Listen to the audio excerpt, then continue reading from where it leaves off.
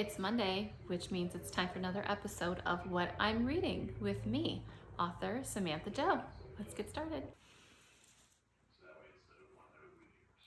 As always, please be sure to hit that like and subscribe button so I can keep making this content. We can keep talking about books. And without further ado, let's talk about the books I'm reading this week. First up, we have The Vine Witch by Luanne G. Smith. If my camera wants to focus. This is actually the second time I'm reading this book. The first time I read it was a couple years ago, and I actually got it through my library, my local library. And after the fact, I found out that there were other books in the series, and I've gotten my hands on a few copies. So The Glamorous is book 2, The Conjurer is book 3, and since I really want to read those, I decided to come back and read this one. And let's make sure that as we move through the space and we're reviewing books and talking about books together, that we're not being cruel or unkind or unnecessarily awful. I promise I won't do it. Please, be kind in the comments. So The Vine Witch starts with our protagonist, Elena Moreno. Maybe, I don't know. She finds herself cursed. She breaks the curse and then tries to return to her life, but kind of finds out that everything has been turned upside down in her absence. She is a vine witch, which means she's responsible for taking care of an entire vineyard and kind of coaxing the life into the grapes and creating this really beautiful wine that the vineyard has been renowned for hundreds of years. And she knows that there are forces at play that are beyond her, and so she ends up venturing beyond the vineyard and meeting these other witches with incredible powers who also find themselves in interesting situations, and that's the premise for books 2 and 3. But they all kind of interweave together. So on this adventure, there's lots of found friendship and her kind of rediscovering her power and understanding more about her very powerful nemesis, who honestly by the end I kind of felt a little bit sorry for them. Maybe you will too when you read the book and you understand the full extent of why they ended up the way that they did. So I really just enjoyed the plot. I loved the way that the magic was woven in. It felt very natural. I thought it was creative and different. The second part of this, the subplot that I would say is probably the most prevalent, is also her romance with the man who has come in, Jean-Paul, the person who's come in and bought the vineyard in her absence, and he's trying to restore it. And there's this really interesting tension between the two of them because she's this old world, traditionally trained vine witch who understands the importance of magic and being able to create really great wine. And then he is a man of modern science who believes that all you have to think about is like the pH of the soil and the amount of rain that it gets. So they kind of butt heads and they clash, and then eventually that I wouldn't say it's like an enemies to lovers, but kind of close. The reason I actually liked the romance in this book is because it doesn't hit you over the head every single chapter. The plot, the friendships, her adventure, her destiny definitely take the forefront.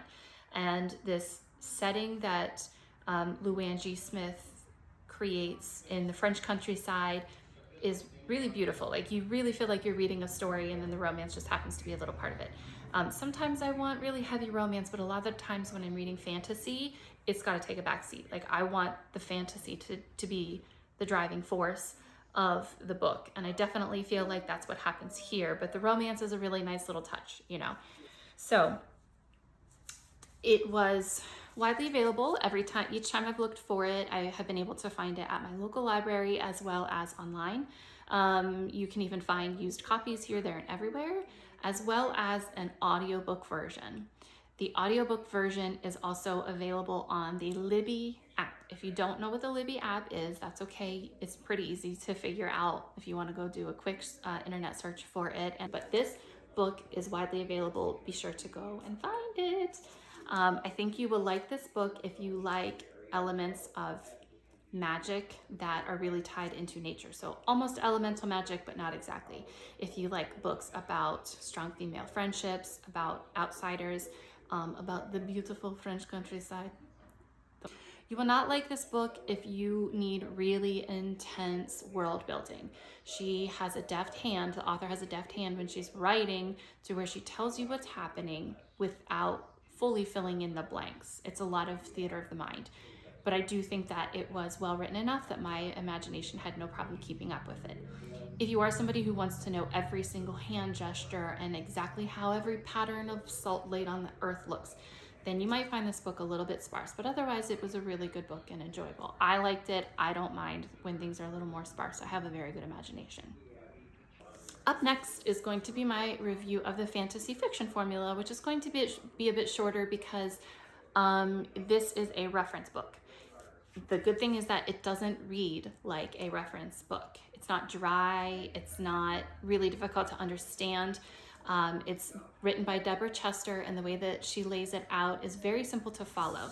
She makes it so that you can work through the book and understand different elements of crafting a really well-written fantasy fiction book story, whether it's a novella or a 10-book series. She's going to walk you through exactly how to do that, how to create really vivid characters, how to make sure your plot makes sense and has a driving force, how to make sure that your magic system is coming across on the page and people understand what you're trying to convey. She even, in certain circumstances, breaks it down so that line by line she goes through and talks about you want to make sure that your actions and your reactions match each other, and that you're not splitting things up and confusing your reader. This is one of the few books that I have highlighted and I plan on putting tabs in. I generally don't do that, but since this is a reference book and I plan on coming back to it every single time I write a new fantasy fiction book, it is going to be tabbed up pretty good. Now, you will enjoy this book pretty simply if you're a fantasy fiction writer and you want to hone your craft and you want to make sure that you're creating the absolute best fantasy fiction stories that you can, okay? If you are someone, however, who wants to be creative and experimental and you don't want to learn the actual skills, the actual craft of making a story, then this is probably not going to be for you. If you just like going off on your own and making something that's just for you because making art makes you happy, that's great and that's beautiful, but this probably isn't going to serve you. However, if you are like me and you're a fantasy fiction writer and you're trying to write the absolute best, most crisp, most enjoyable, most binge-worthy book and series that you can, then I highly recommend you pick up the fantasy fiction formula. Now again, even though this is a reference, this is a craft book, it was pretty easy to find. You can find it in lots of bookstores, you can find the hard copy, you can find it online for sale, lots of different places. It's a little trickier to find in your local library. However, I did find the audiobook version of it in the Libby app. Once again, I already talked about that. If you are writing fantasy fiction, you gotta go track this down and make it a part of your regular reference repertoire when you're trying to make sure that your book is as tight as it can be. Up next for me, when I finish The Vine Witch, obviously I'm going to move into The Glamorist, and I am fully confident that I'll be reading this book and I'll be able to start talking to you about it next week. So The Glamorist is the second book in the Vine Witch trilogy. I'm going to be reading that one. And then I'm also planning on tackling, because yes, I read multiple books at one time, The Priory of the Orange Tree. Now, this is a heavy tome. This is a thick book, right? I heard really, really great things about it. And then I went to the bookstore and I saw the cover and I was like, oh my God, it's so beautiful. I have to have it. So it's been on my bookshelf for several months. I'm really looking forward to finally breaking into it and seeing if it is worth the hype. All right, so that's it for today. Be sure to comment below and let me know if you have read any of these books that I just mentioned or the ones that I talked about, what you thought. If you have any recommendations for books that you think I absolutely need to read and then talk about on here so that we can talk about them together.